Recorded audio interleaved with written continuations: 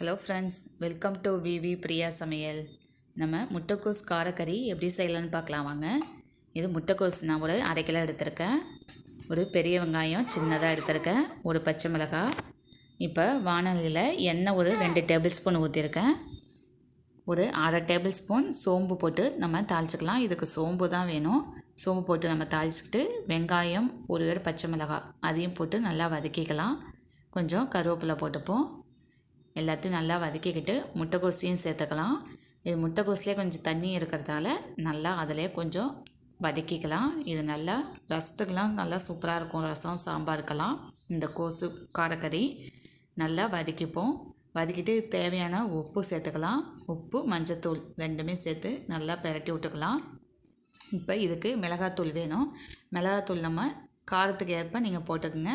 இது நல்லா கொஞ்சமாக தண்ணி ஊற்றி நல்லா சுருள வதக்கிக்கணும்.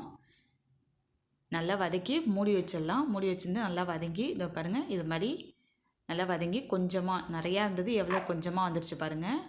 இவ்வளோ தாங்க முட்டைக்கோஸ் காரக்கறி ரெடி ஆயிடுச்சு. இது சிம்பிளான ஒரு டிஷ் தான், ஆனால் சூப்பராக இருக்கும். நீங்கள் செஞ்சு பாருங்கள். உங்களுக்கு பிடிச்சிருந்தா லைக் பண்ணுங்கள், ஷேர் பண்ணுங்கள். Thank you friends.